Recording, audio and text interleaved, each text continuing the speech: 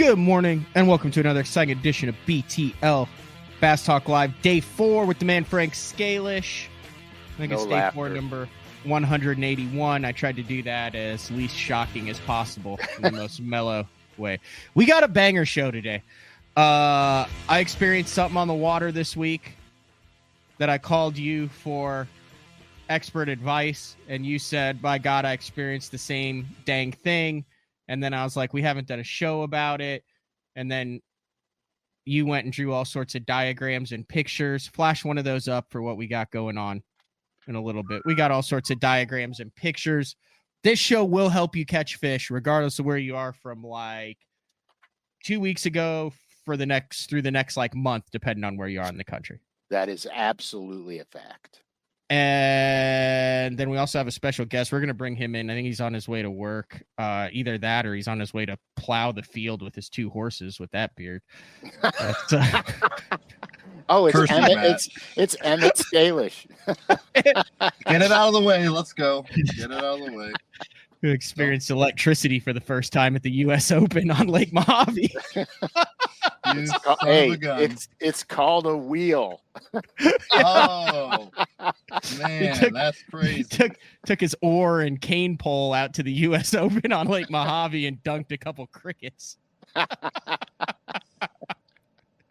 The one and only Frank SCALISH Jr. And the U.S. Open was last week, and we talked about it. Frank and I talked about it on the show, and we were like, by God, we got to get Frankie on to talk about your experience. So a long way from Ohio, Frankie. Ooh, buddy. Experience is the key word there. So you had no adversity. No. None whatsoever. I didn't talk about your week. Like, didn't you like get on them, and then your trolling motor broke, and then your buddy fixed your trolling motor, and then you had a good first day, and then you had boats all over your stuff, and I mean that was it in a nutshell, right? Sort of, yeah. I mean, I had to replace 2 trailer tires on the way down, which whatever, it happens, not a big deal. Get down there late, and then first day of practice, I marked a bunch of stuff in my garage before I ever left the house, right? And so I was like, okay, day 1, I'm going to run this section of the lake. I'm going to look at these things. And it was awesome. So by about like 10:30 in the morning on day 1 of practice, I get on this point that I found that's not on the map, and it doesn't come up very high. It's like a 3-foot rise, so it's more like a bar to me. See some fish off the edge of it. Throw a football jig down there, catch a 4-pounder. And I'm like, hey, that's pretty sweet. So I keep moving, come across this other flat with random little rock mounds. And it's not much of a rise. We're talking like a foot or 2, but it's rock, and it's the only rock there. Throw the jig up there, catch a 3.5. And I'm like, oh my gosh, this is day 1. I'm like, this is insane. So long story short, I bounced around, and I kept finding anywhere from like 1 to 3 spots a day that was holding fish. A lot of the smaller fish I found, like the keeper spots, as I call them, so non-starting spots, it was really obvious stuff. So I figured that would get smoked right away. But I had like 6 places that I caught 3 to 4 pounders. So I was super excited, and I didn't really see anybody fishing them, which I was very wrong about that, but that's okay.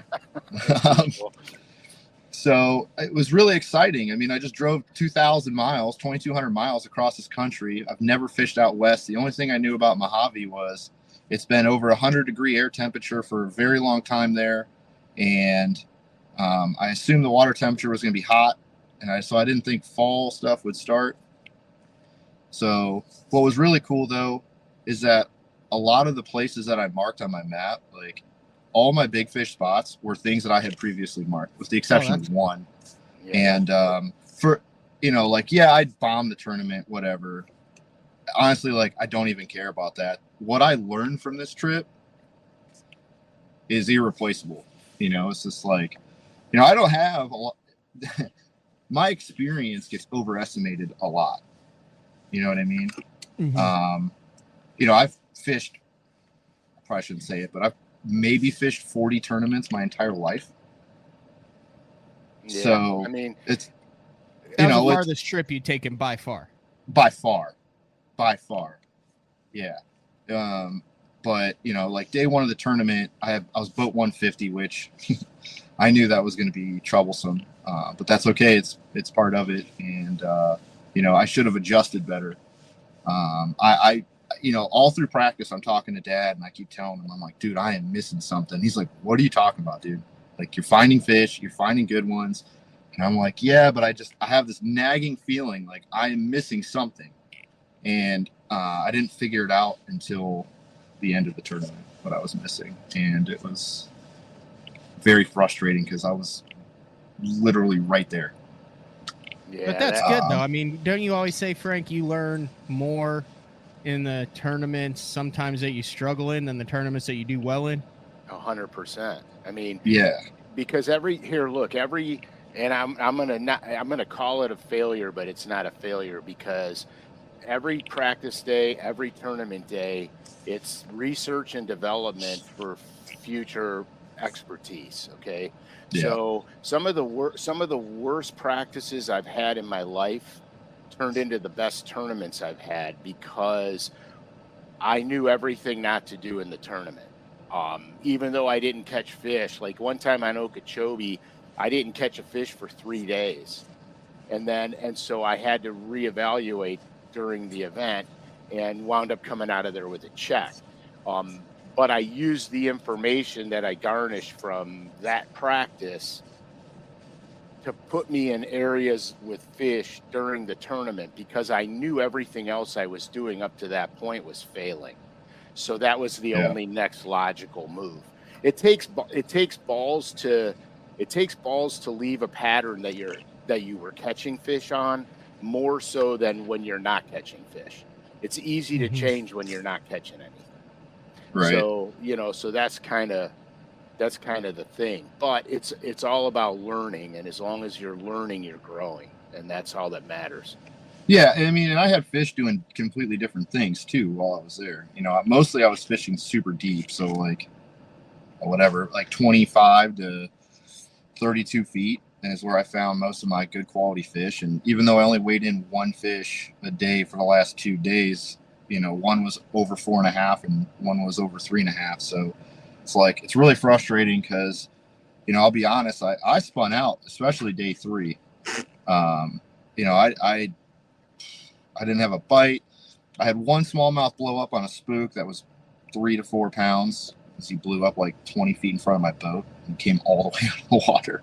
And then that fish was gone. Even on scope, I couldn't track him. I couldn't see where he went. It was like the stripers came in, then he came up, and I threw over there. But yeah, if I would have just dialed in on the other depth range, that would have been a good adjustment. But I was really spun out, and I wasted most of day 3 just fishing. Like, I would get on certain things and I would just go down the whole thing fishing. Like, I've got to be able to pick up, you know, 2-pounders doing this. Like, and, you know, finally it clicked in the last 2 hours of the day. I told my I'm like, I'm sorry, bro, but we're going out deep and I've got to just scope. And I know they're in this depth range and we'll come across them, but it's going to be very difficult for you to fish. And he was like, yeah. He was Australian too. He was from Australia. They had a whole group come over. He was super awesome, dude. But he was like, hey, mate, do what you got to do. I'm like, all right. Did he ask about the sounder? they don't call them drafts up there. They're like, can you turn the sounder on back here? Yeah. But I let him, I was like, dude, if you know how to, he's like, I've got Lawrence's back home. I'm like, cool. If you want to look at side imaging or scope, I said, just go ahead and play with the back raft. Do whatever you got to do. Just don't delete anything. He throw everything on a spinning rod? He did, yeah. I tried to give him spinning rod guys. So day 3, we were in this area and all these stripers came up, just busting shad everywhere. And he's like, oh, I want to catch one so bad. I'm like, okay. So we chased stripers for like 40 minutes. Yeah, I don't have a fish in the boat. That's good to do in a derb. Yeah, I know. Well, he really wanted one. You know, he said he caught one little tiny one, and I was like, okay, well, I threw my spook out there and caught one like immediately, and I'm like, here, take my rod. And he's like, yeah, I can't use it. I'm like, no, you can use my rod. Like, it's okay. He's like, no, I can't. It's got to be on a spinning rod. I'm like, oh, shoot. I'm like, all right. So I make a cast, and I'm like, hey, man, just slowly turn the reel handle, twitch, twitch, twitch, twitch. he's like, okay. So we were trying. We couldn't get him one, though. I felt so bad. That's tough, dude. But it's cool. So anyway, so I went out to that 30, around that 30-foot range, and with like an hour and 40 minutes left, and go over one hump, come up the next, and I see one throw out there. Wind's blowing like 25 straight down the pipe, so it's pretty miserable. But land behind him, which is fine. I just let off the trolling motor and just back drifted it right to him and crushed it right away. And I was like, oh, okay. Well, we got an hour. Like we can do this. Well, I found like 6 more that were near him, and they would not eat anything. Yeah, I hate that. It was very, very frustrating because it's like I have supreme confidence when I find smallmouth, especially when they're deep, to get them to eat. Because on Lake Erie, when you find them, they usually eat. Usually you can get them. Usually, yeah, depending on wind. But it was amazing. It's so beautiful out there. It was awesome. The pictures were cool. Yeah. Yeah. No, that's awesome. I mean, you in it for next year? Yeah, pretty much. Did you burn all your vacay? I burned every day off I had. Yeah, so it was worth it. It was 100% worth it. Can you say unpaid vacation? I will do it. If I can swing it, I will do it. I don't care. Hey, if you work your ass off and you have the resources to do it and you're making core memories lifelong, you're bettering yourself and it's part of the human experience. Yeah, that's what it's for. That's why you work your ass off, is so you have these opportunities to go do something that's on a bucket list that you've always liked it when you're running down the damn lake at 7 a.m. with the desert air hitting you and the sun coming up, and you know that you got a chance at a 5-pound smallmouth and you're fishing for $100,000 in a freaking boat in the U.S. Open. Like, what more could you ask for? That's why you put in the grind. Dude, you're buying a memory at the end of the day, no matter what. Yeah. Well, in the Opens, I bought a lot of memories, Frankie. Yeah, you did, buddy. It's okay. I mean, I got those things stockpiled. Dude, as soon as my wife's out of grad school and she's doing her veterinarian thing, I'm coming. I hear you. All right, we're gonna let you get into work and stuff, but we just wanted to get you on and appreciate it. We were following you. We were all rooting for you. I appreciate you guys. I want to say thanks to Juice for letting me crash twice, and my buddy Justin Welch for hooking us up with that Airbnb. There you go. Appreciate you guys. Have a good day. Man. You Junior. Bye. All right. I mean, you gotta be proud of the kid. He's not a kid. I mean, no kid can grow a beard like that, but you gotta be proud of Junior to see him going out and doing that. Yeah, I'm happy for him. I mean, I would be the most hypocritical bastard on earth if I said don't chase your dreams. You know what I mean? I sacrificed everything I had to do it. And, I tell them the realities about it, the financing part and everything. But you chase away, bro. That's how you got to do it. All right. Couple things. First of all, I got a new toy that I'm super excited about. I finally got a Bubba scale. Not a sponsor of the show, not a sponsor of anything, just I feel like I'm like the last person on earth to get one of these, and I've used them a couple times and they're awesome from everything I've seen. The only problem is I do not have 3 live AA batteries in the entire house. So I have to wait. Dude, I went through like 15 batteries and all I got was low battery. And then I realized that that's what I used the old BTL sign back there for. And that I didn't throw them away for some reason. There you go. I'm super pumped to go mess around with this. Outstanding. You're going to need it. You're going to need it. I hope I am. Second of all, before we get into things, we have a show next week, which is the 31st. First, yeah. Last week you also did it, but we will not have a show on November 7th. I guess we could record a show. Let's record a show next week so we don't miss, because we missed 2 weeks last month. Gotcha. So we'll record a show there. But did you want to tease that Cloud9 again? Real quick before we get into turnover? I absolutely do. I am once again responding to work because, I don't think I can charge it via cord because I only got the $100 Bubba. I did not get the Bluetooth connected one. Oh, so there were like 2. No, but I can't. I don't know why I would use that Bluetooth one. There's one that you can like connect to a phone, and then like if you want to have tournaments with other buddies on the water, they can see what all you've got. I don't know. I might upgrade to it. That's crazy, dude. Yeah, Drunkwood is calling me too much peasant for having the basic. Too much technology for me, man. I mean, there's part of me that thinks like maybe a competitor could like hack into the system and then know like what you're weighing. That's not even where I'm going with it. I just think the more you start to rely on wireless and everything else, the more chances you have for things to go wrong. As a very well-known professional angler once told me, the balance beam will never lie to you. He said the BT one is great, tracks where you caught them, and it's a color display. Dang. Okay, you got to pay for your dream. Mike Tobbs doesn't have one. He said he'll be the last one to afford one. I said that though. So like when I was up at Champlain, I used one on the second day. Josh, who I stayed with, was like, hey man, like use mine, because I was complaining about how many times I had to cull those smallmouth that were all cookie cutters. And then I used it and I probably saved 30 minutes of fishing. Oh yeah, dude. It's saving time on the water in a derb is the most important thing you can do, because in 30 minutes, how many casts could you have made? Well, based on what I was doing, I probably would have made about 10. But I would have caught like 6 fish on those 10 casts. There you go. But yeah, show the Cloud9 one more time. That's what's coming up in November as we wrap up October here. Cloud9 is releasing on November 7th. All right. It's a one knocker spook. It's releasing on November 7th.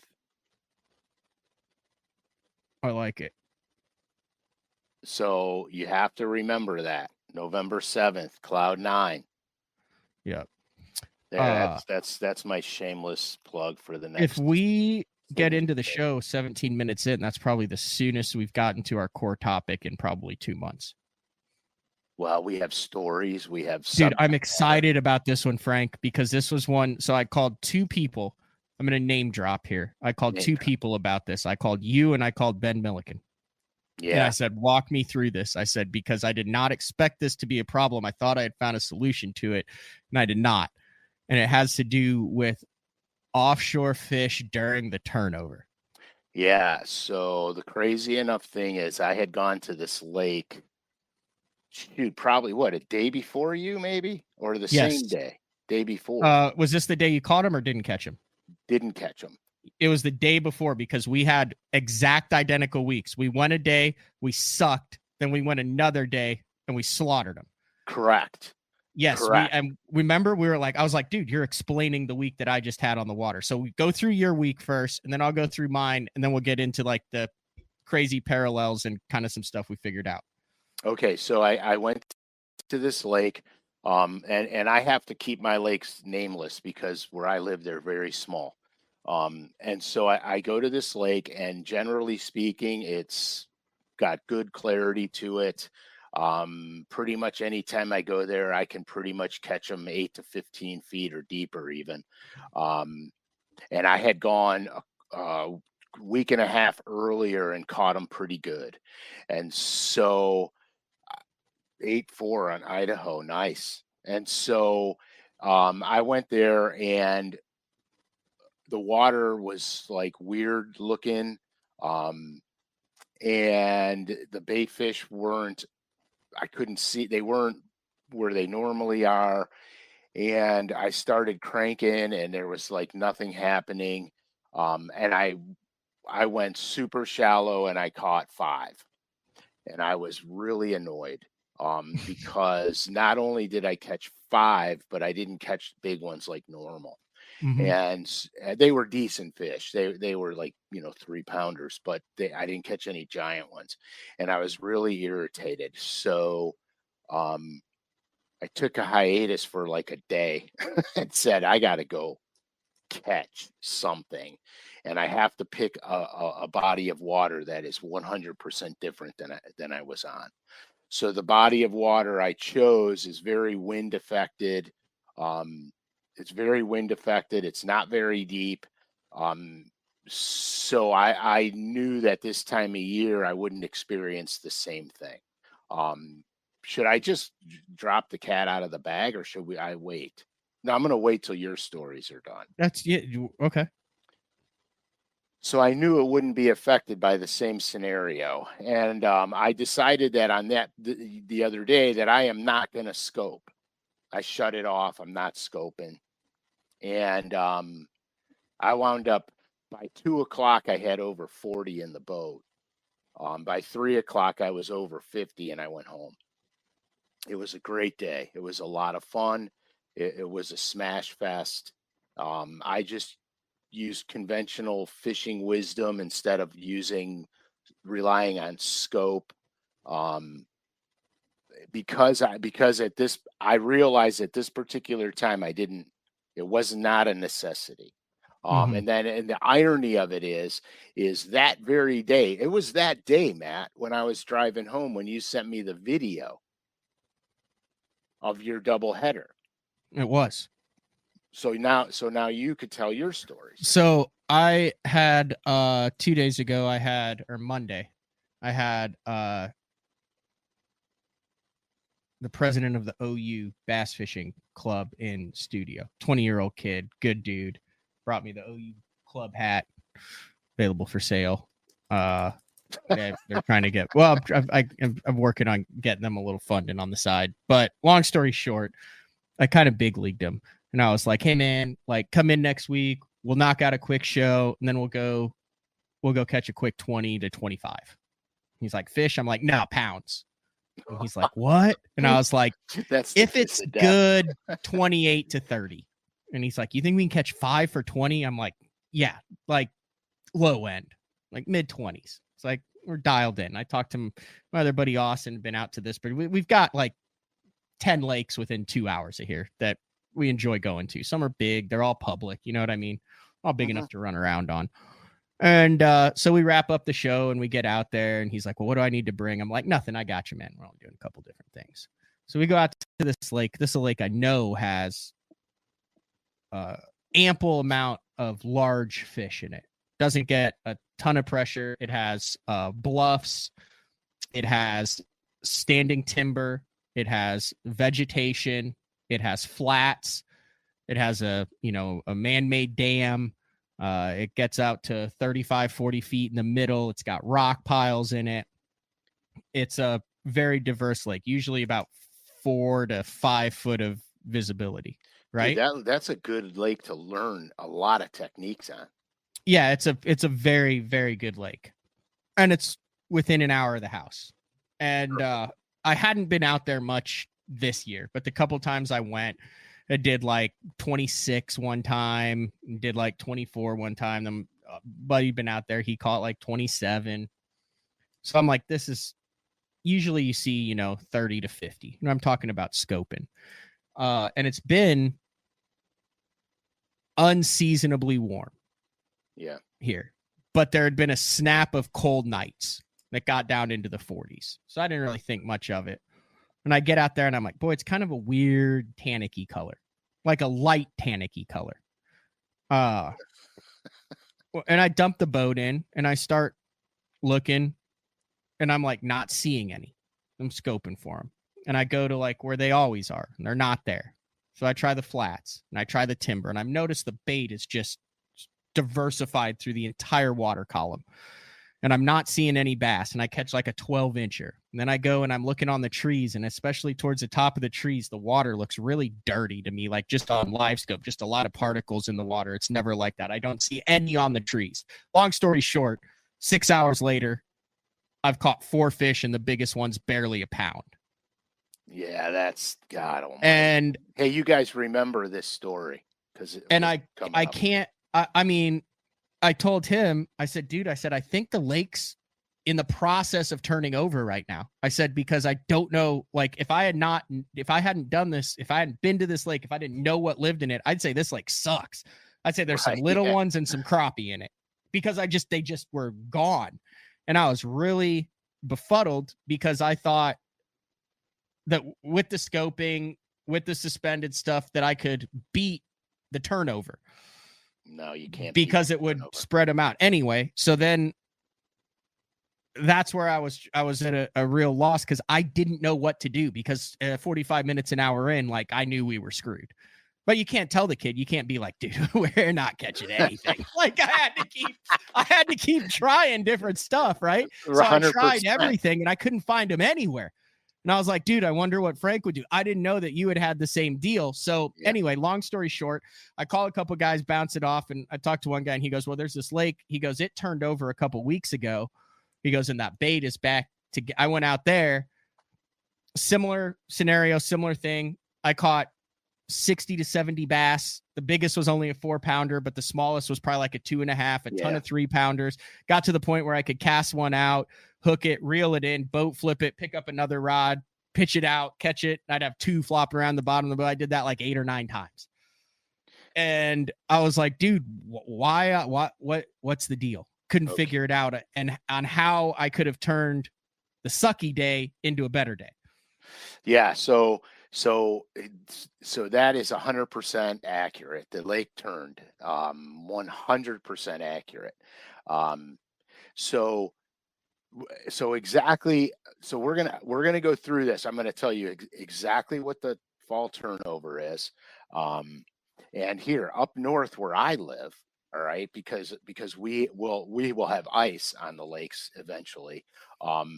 We will experience 2 turnovers. We will have a small turnover in the spring, and then the major turnover in the fall.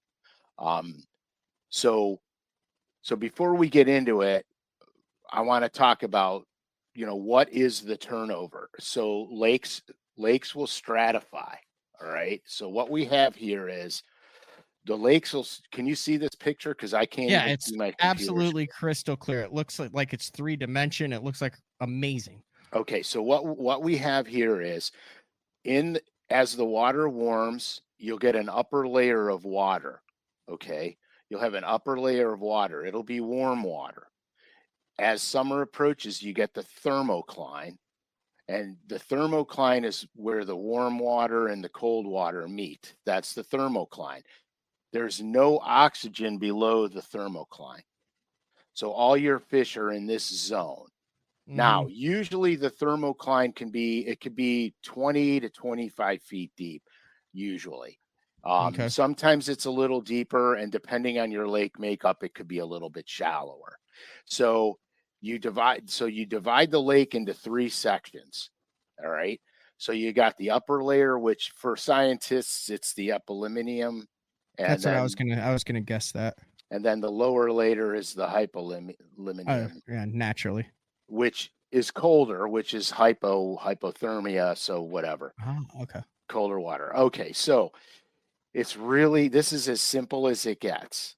As this surface water starts to cool down, it becomes more dense. When it becomes the same temperature as down here, the surface layer will sink, the bottom layer will rise. Okay? This mixes all of this water up. So you have no oxygen water now mixing with oxygen water. And here, the turnover is really, really important for the health and well-being of a lake, because what happens is the activity mixes the oxygen. So now you have this oxygen content from top to bottom. But the other thing it does, and here's your shad disappearing problem. The other thing it does is it spreads the detritus and the nutrients throughout the entire lake. So now your plankton feeders don't have to be in certain specific areas to feed, because there's literally food everywhere. So the bait fish, they could feed anywhere they want. They go wherever it's comfortable, and they spread out. And the bass during the turnover. So during the turnover, the bass want comfort, and it's not comfortable for them with everything mixing around. So they'll seek comfort. Food is everywhere. So now they're going to go for comfort. But here's something that we should probably address. Okay. So what signs can you see to know that the lake is turning or has turned. All right. So the first thing you could notice if it's not a real windy day is you'll notice a funky smell, a funky odor around the lake. And what that is that odor comes from the decaying organic matter that is now brought to the surface. And so you'll notice, I don't want to say sewagey, but kind of like that. A little funky, like just a yeah. little, like you kind of look at your co-angler a couple times and be like, "That you?" Yeah. Hey, dude, come on now. And so, yeah, exactly. And then the other thing is sometimes you'll actually see like gunk floating around. Not like the whole lake, but you'll see patches of, decayed junk just floating around out there. And then in clear lakes, okay, with lakes that offer you some degree of visibility, let's say more than 4 feet or 4 feet or more, the water has a different color to it. It's clean, but it's not clear. Yeah, You'll that's see how this was. Yeah, 100%. And with different sections that it had, the live scope was, I call it dirty, to where when you look out, it looked like you had your gain on 90 instead of 70. But then you'd go to like a different cove and it wouldn't be like that. But there was an entire side of the lake where there was just a bunch of stuff under the surface that you could tell was just clutter and little bitty bait balls everywhere. Like it was like someone just took a stick of dynamite, put it in the water, and went boom, and it just everything everything is everywhere. So here, the coolest thing is our technology is great, okay? Because we could see the thermocline on 2D sonar. So you can actually see it. You could see the debris on 2D sonar as well, because you'll have to turn your sensitivity down to get a cleaner picture. So what you're doing is you're knocking your sensitivity down so it's not reading all the debris, all the sediment in the water. Forward-facing sonar is even easier yet, because you swipe it down and it looks like your picture has got way too much gain on it. And so with our technology, you can see this turnover effect happening, which is really cool. So now we know all this now, right? Okay, we know all this. So how is it going to affect your fishing is the big question. So remember the first story Matt told about the bayfish. So the first thing you notice is the fish are dispersed. You're not finding them ganged up. You're not finding them. They shatter everywhere. They don't seem to be tight balls of bait. Correct. This is because the food is everywhere. That's the whole key with this bottom coming to the top crap. So what are we going to do? Well, the easiest thing to do clearly is pick a different lake. Or a river. Pick a shallow lake. Now here, listen. Shallow lakes are way less affected by this. Some shallow lakes will develop a thermocline. It'll be very close to the bottom and almost negligible. All right.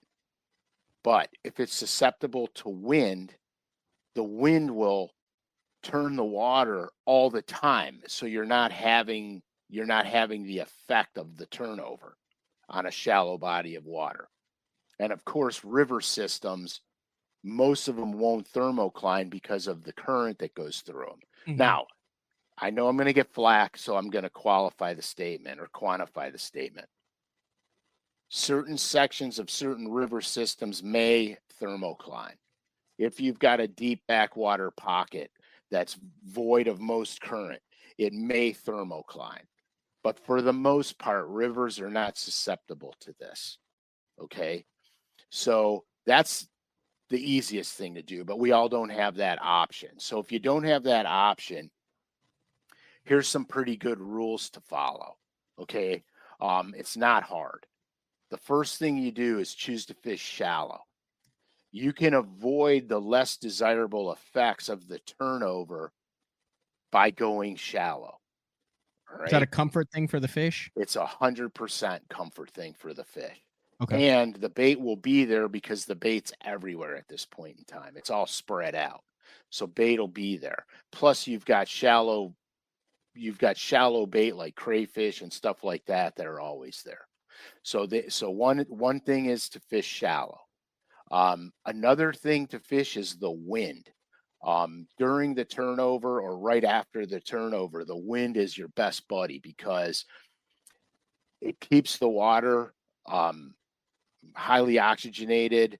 The best thing to do at this point is what I look for is long, windy main lake points or bank swings with the wind pounding on them, riprap with the wind pounding on it, because the wind stirs up the water and it makes it more comfortable for the bass.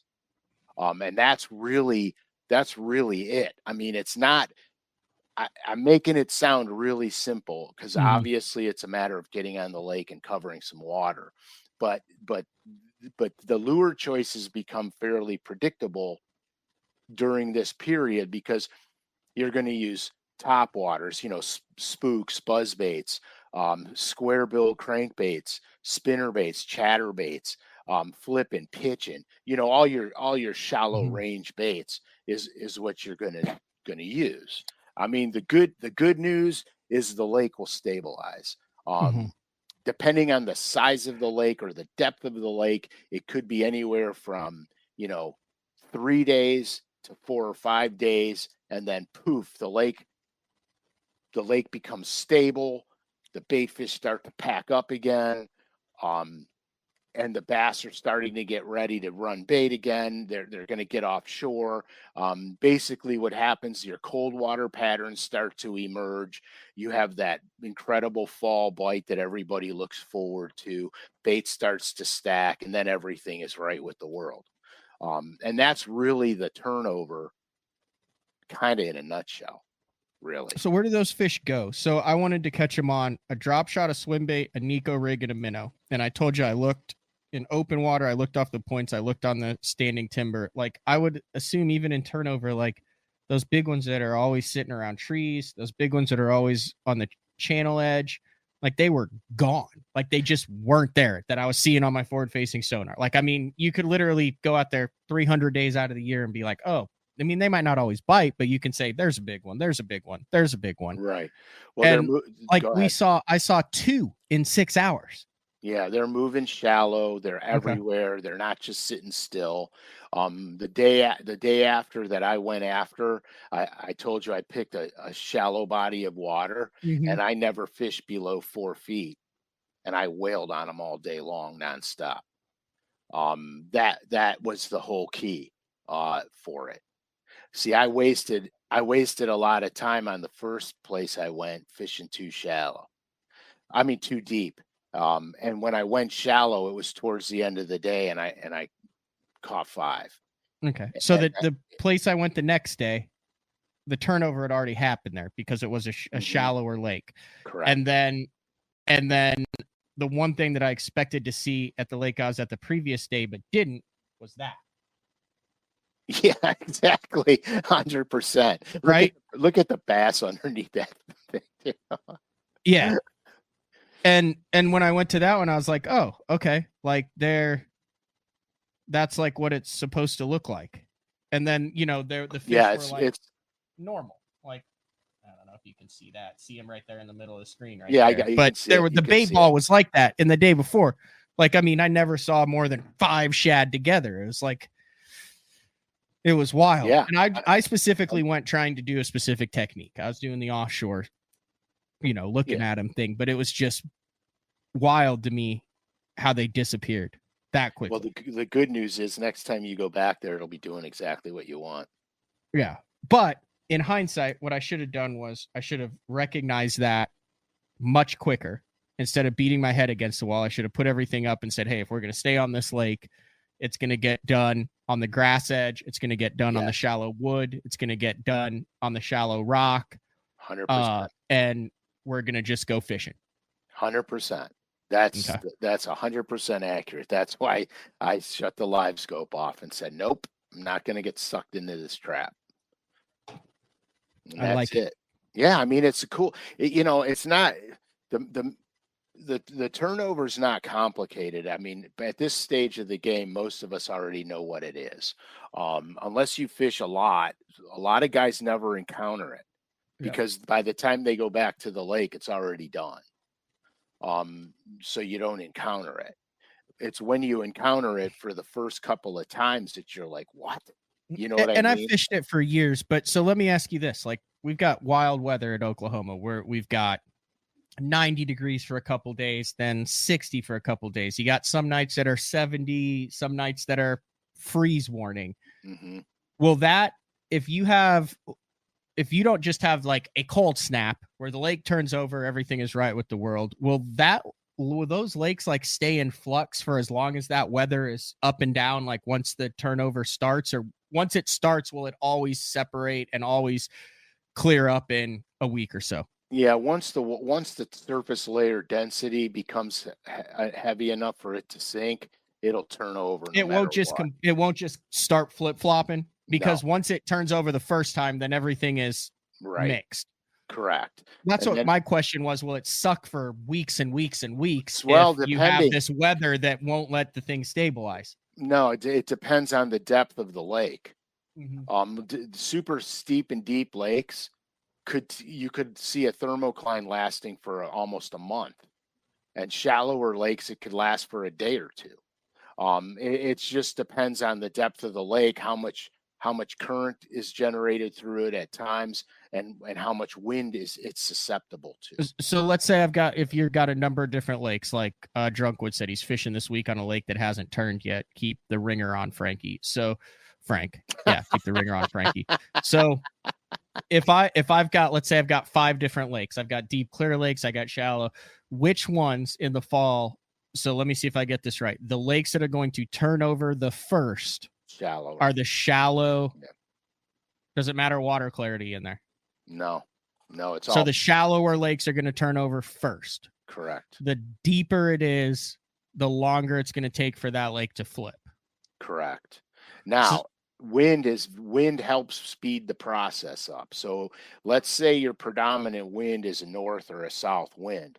If the lake lays north and south, it's going to be more susceptible to the wind. Okay. If the lake lays east and west, the wind's not going to affect it that much unless you get an east or a west wind. So you have to keep that in mind too. Look at the way the lake lays and look at the predominant wind factors for the week or two. And then you'll be able to make that judgment a little better.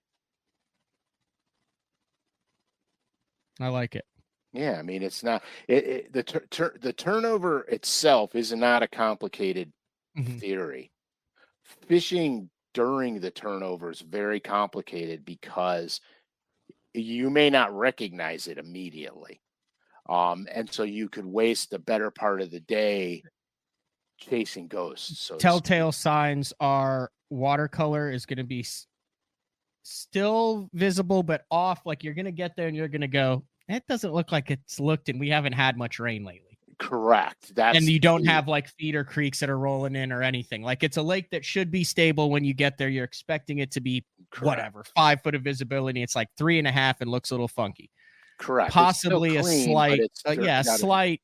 You get a little whiff of it down around the boat ramp, or you're out there. You got something floating, depending on how much vegetation, how much crap is on the bottom of the lake. Correct. Kind of determines on how many particles. You're going to notice that your bait fish are diversified throughout. It's going to look like something's just like a train's gone through the balls of bait. You'll notice it on your electronics immediately. Yep. You'll notice it immediately. You should be able, and so let's say you're on a big fishery though, and I think we've done an episode on this before, like a table rock. The parts of the lake could turn while other parts haven't yet. Yep. So do you want to go to, like, let's say I'm on Table Rock and I'm in a part that is actively turning over. I'm like, this sucks. Am I going to go to a deeper, clearer spot to see if the turnover hasn't started yet and there's still a defined thermocline, or am I going to go run up a river to a shallower spot to see if the turnover has already happened and it's already restabilized? Or is that just kind of up to what I choose to do based on my style of fishing? Correct. So if you want to chase bait and you want to use scope, you run to the dam. You run to the Yep. dam section because it's the most stable. If you want to just get down and dirty and fish, run up the river and fish shallow. Okay. It's not more complicated than that. Is there ever a time where you've smashed them on a lake that is in the process of turning over, or is it typically you can have a good day, but you're going to have to work for it? You're going to work for it, but you can make it to your advantage. Okay. The shallow bite during the turnover usually doesn't fail. If the lake is a reservoir, usually I'm going up the river. Because there'll be more current there, it'll be less susceptible to turnover. The bass will be more active. Okay.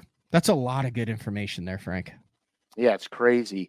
It took a lot of years to figure it out. I mean, it took a lot of years to figure it out. And mine's a little bit of a microcosm because these lakes that I'm on are less than 5,000 acres. Yeah, and well, that's true. But see here, wind could be your best pal on those lakes because it could flip them fast. Yep. The faster they flip, the faster they stabilize. Now, after everything stabilizes, it's back do they to put normal. the feedback on more because they're a little bit less inclined to be gorging during the actual turnover? Well, yeah. So remember this: at once it flips, the shad are going to start bunching up again, and your pelagics are going to start running shad again. Everything gets normalized, and now everything's setting up for winter. Yep. So a lot of your winter patterns are going to start to develop. Now it's going to be gradual because you put so many fish on the bank, they're going to stay on the bank. And that's that fall bite that everybody goes, oh my God, all I did was chuck a chatterbait and a square bill all day. That bite's going to happen now for a while, but everything's going to start to suck back to normal. And what temp am I looking at? Is the temperature where lakes flip the same across the country? Like, how do I, like, what am I looking for to be like, I think my lake's starting without having to drive an hour and set eyes on it? Well, the thing about it is that I don't think it's a definitive temperature because your bottom levels in shallower lakes will be warmer than in super deep lakes. The deeper the lake, the cooler the bottom layer is. So that's why it takes them longer to develop the turnover. Okay. So it just depends on the body of water. And like I said, there's some lakes that are shallow and in the right direction for the wind where they never stratify. And then a lake that stratifies, let's take a TVA fishery, for instance, and they're not running, like, you'll get a thermocline on the TVA fisheries, but let's say they're running a little water, they're moving water through it. Will generation reduce the thermocline? Will it make it flip quicker? Like, what will that do to fisheries that sometimes have flow and sometimes don't? This time of year, sometimes we get the big rains, they'll start pumping water through the systems. Other times there's no water movement and the lake is drawn down this time of year. Right. Well, all water movement will help the turnover go faster and make it minimal. Okay. It gives it a minimal effect. Usually on drawdown, as they're pulling water, I'm running up the rivers because there's a lot of current there. You're never going to feel the effects of a turnover. As you get to the midsection of the lake, it's a little more susceptible, but there's still a pretty good amount of current. As you get towards the dam, the current's diffused more. It kind of, starts to stack. That could turn and you could experience that. Yeah. But so, like I said, go ahead. Let's just say MPFL's on Lake of the Ozarks right now. Everyone knows Lake of the Ozarks has a embarrassment of riches when it comes to 2 3/4 to 3.5 pound largemouth, right? Yeah, it's a pretty solid fishery. Let me pull the official leaderboard from day one up. 1712 is leading it. This is out of 100 and some. 11-4 is in 20th. 10 pounds is in 30th. And 50th place is only 7 pounds, and there were 25 zeros, and half the field only caught one fish. Yeah, or zero. That's crazy. That's got to be turnover stuff, doesn't it? Yeah, it seems like it would be. Yeah, it seems like it because that particular lake, you could pretty much bank 12 to 14 pounds for everybody. Yeah. You know what I mean? You could pretty much bank on it, and you got to have a sack to win. Yeah. Especially a one-day derby. Obviously, the more days, the more fishing pressure. That's Kyle Welcher. That's Drew Cook. That's Tommy Biffle. That's guys from the Ozarks. Like, I mean, those are guys who catch them. Yeah, exactly. So it probably is, which is amazing to me because you guys have been kind of warm. I mean, exceptionally warm, but we've had that, and that, that's 5 hours north, but we've also had those weird nights where you get up in the morning and you're like, whoa, but then by 11, it's 80 degrees. Yeah, but see, it's the days get shorter, the nights get colder, and so you're not maintaining water temp. Mm-hmm. Because we watch the night temperatures when we start to get ready to go ice fishing. We start watching the night temperatures, and then as the night temperatures get cooler, the day temperatures don't get as hot anymore. There's not enough daylight to really pound the heat on the lake, and that's really kind of it. The days are short, so you're not getting that. You're not getting as much sun on the body of water itself. It's pretty cool. Yeah. That's all I got. I mean, that's all I had for today. Like, I called you up. I was fired up 2 days ago. Yeah, I was kind of like, dude, and you started explaining it, and I was like, save it for the show, Frank.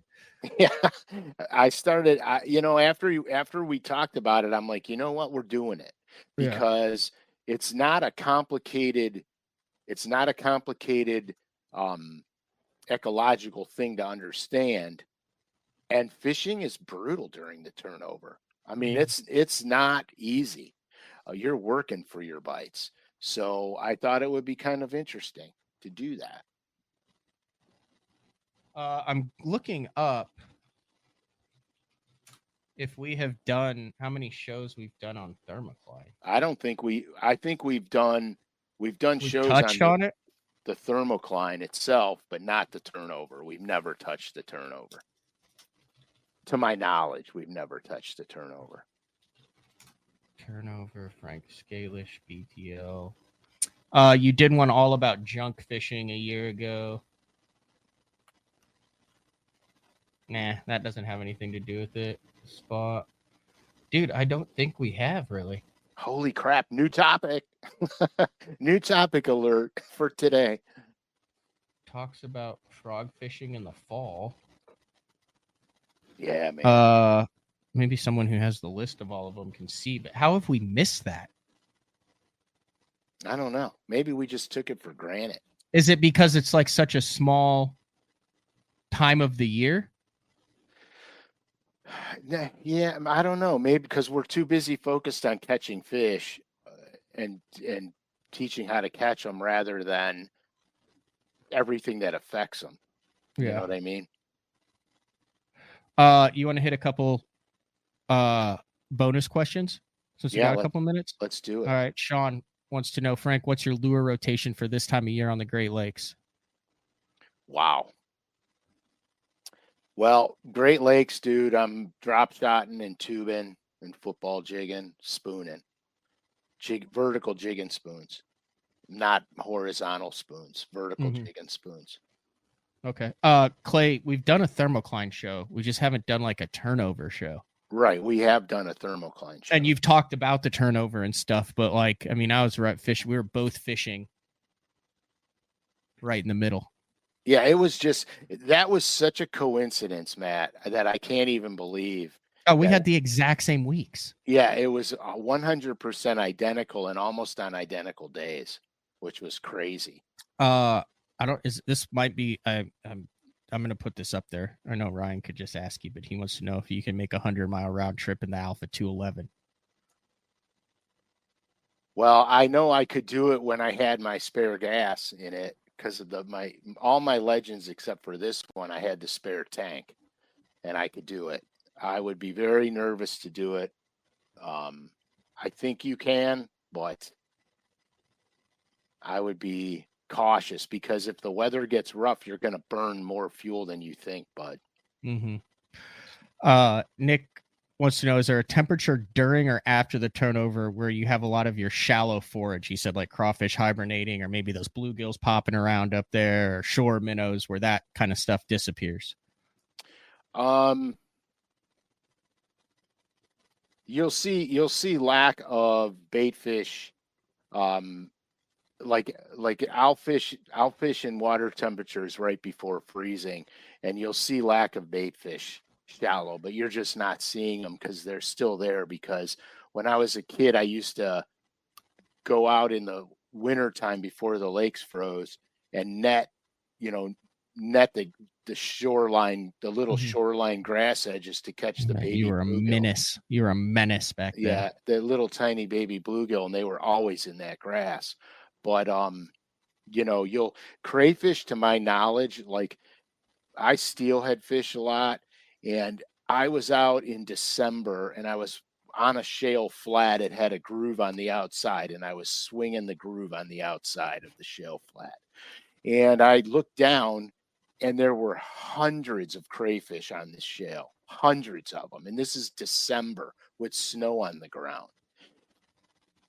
I immediately changed my fly presentation to a little jointed sculpin pattern that I tie, which also looks just like a crayfish, and started annihilating the steelhead. So I'm not 100% sure that crayfish actually go into true hibernation. I mean, catch them on that wiggle wart. Yeah, I just don't think they go into true hibernation. And a jig. Anthony, so fair question here, and I know we kind of covered it, but just clarify. So you're on a lake that has turnover. You talked about how you want those long, shallow, wind blown, but you can also go to a different section to see if it's not turning over somewhere else. Like if you had to choose, would you rather, like, how do you determine, hey, I need to go shallow and fish this turnover where the wind is, or I need to get to a different section and look for cleaner water? He's saying if you've got the choice between going and finding cleaner water or fishing the wind blown areas during turnover, which one are you going with? Well, if I'm not mistaken, based on some of your posts, I think you're kayaking. You could drive to cleaner water, or you could take the area that you're in and go fish the wind. But you're going to be bank fishing. You're not fishing offshore. You're not fishing relatively deep. You're going to be bank fishing it.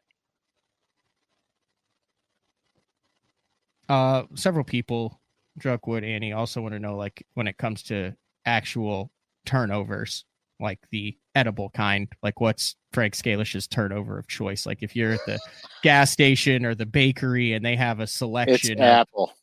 Really? Yeah, I hate cherry. How do you hate a cherry turnover? I hate cherry. In general? In general. Even in like an old fashioned, you'll say old fashioned, no cherry. All the way, baby. Apple all the way for this boy. Really? That's shocking. Yeah. I like the Matt, I didn't do cheese curds either, Matt, till you gave them to me. I know. Now you're a cheese curd fiend. How many times have you eaten cheese curds since that infamous day at the Bassmaster Classic? I'm eating them till my arteries get hard. Dude, I just had it 2 nights ago. I walked in, I sat down, this is bad. I got a in-house brew, and then I ordered the alligator bites and an order of cheese curds with ranch. Oh yeah, dude, I'd be smashing. Oh my gosh. I'd be smashing. Yeah, the fried apple turnovers from McDonald's were good. Remember those? Yeah, they were so good. They came in a little cardboard box. Dude, and it was like freaking lava in the inside, man. Yep. You could cauterize a wound with those things. Here's a legit question. The apple turnover one was legit too. Brett Stone says, do you find banks with secondary creek channels are more or less reliable during the turnover? Yeah, I mean, as long as the wind is on them, and a lot of your secondary creek channels, they may be shallow enough where they're not going to be drastically affected by the turn. Mm-hmm. And if it's a secondary creek arm, it's going to probably have current in it as well. You may just want to go in a little farther on it. If you're not catching them towards the mouth, just keep scooting back. That's fair. Let me pull this up here. Hold on, I'm gonna sneeze. I'm scared. Had to hit the mute button there. All right. I'm looking at this. I'm looking at like all of our day 4s from the past years. Bunch of crazy stuff there. If there is something that we've missed, and we did this before, and we came up with a bunch of we did like 3 or 4 different shows based on viewer submissions. We're getting into that time of the year, fall to winter. If you want an analysis of whatever, you got questions coming up, either DM, you can either email me, matt@basszone.com, and I'll pass it along to Frank. You can send me a DM at Matt Pangrak on Instagram, or you can slide into Uncle Frank's DMs on SCALISH_fishing. Now, it's not like a coaching lesson, but it's just, hey, I would love to hear a show on this. Or do you think this is a good topic? Or I don't think you guys have covered this, and this came up.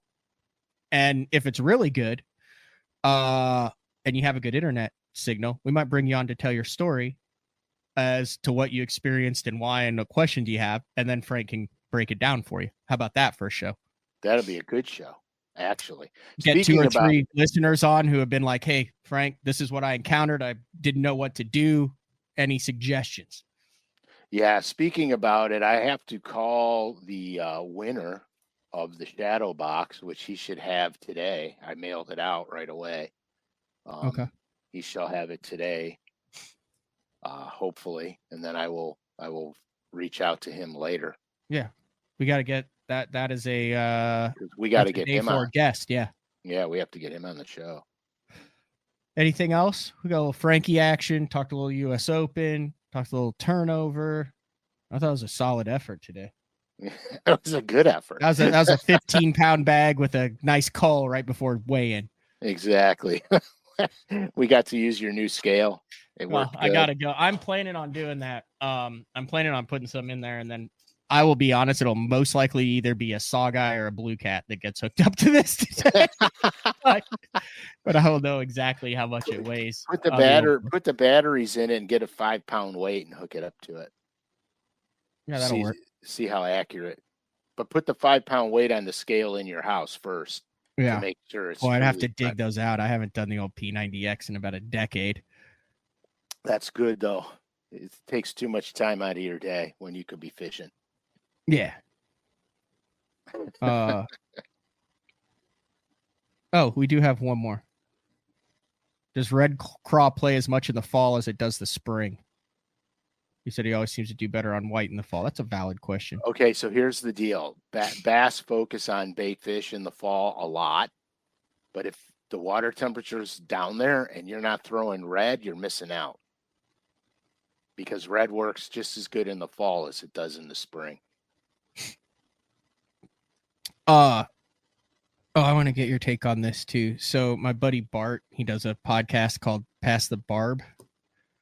And he's got a couple guys on there, and I was giving him the business because they do a segment where they like pick 4 things of each, and they all picked their OG bass fishing baits. I got to pull this up because I want to get your OG. So I'm giving you a little bit of a heads up, but I'll give you an example here.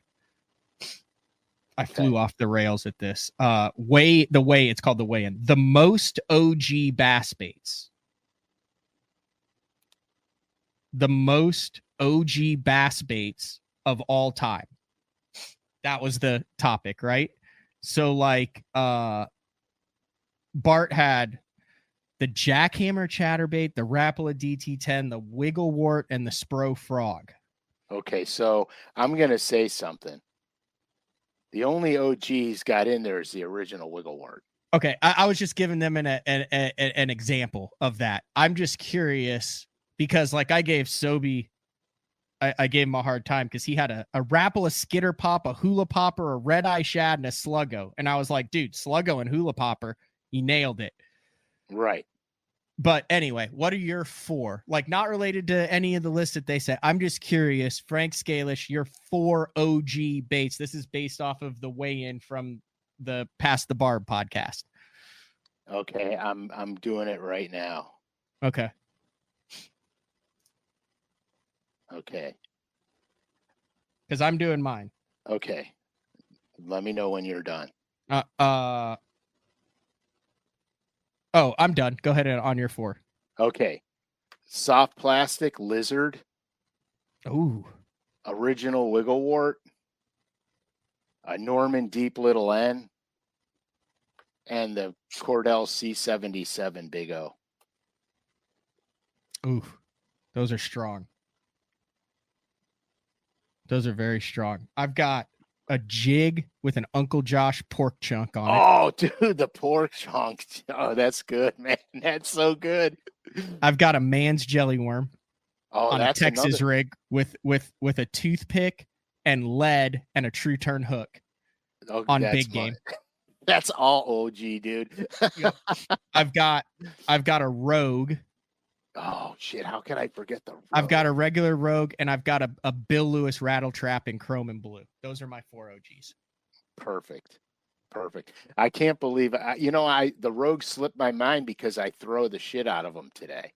So I'm just well, of course I throw the Deep Little N like mad too, and the lizard. And I'm sure based on where you are, like out west, you're gonna say a slider worm.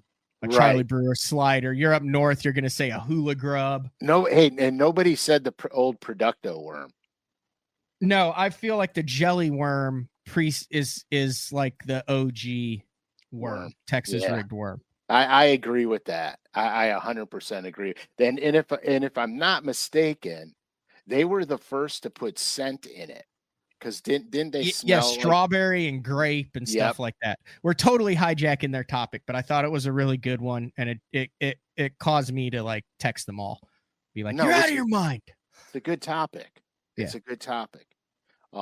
There was a bait that I used to throw all the time. The original Rebel Deep We Are. Yep. That was, and the Rebel Craw, but they still make the Rebel Craw, but they don't make the Deep We Are anymore.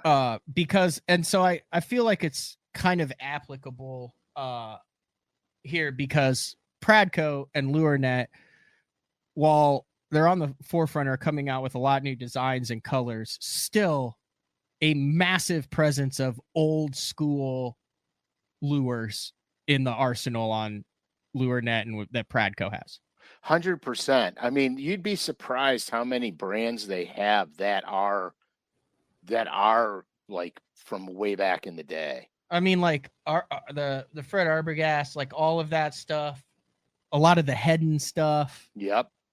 A lot of the Norman stuff, like baits that have been around for 50 years. Yeah, 100%. I mean, you look at like the torpedoes and the crazy shads and stuff like that back in the day. A super spot. How long has a super spot been around? Forever. Decades. Forever. The OG pencil popper, wasn't that like the original original pencil popper when guys started figuring out they'd work on herring lakes? Everyone was throwing that Cordell. Oh yeah, pencil popper. 100%.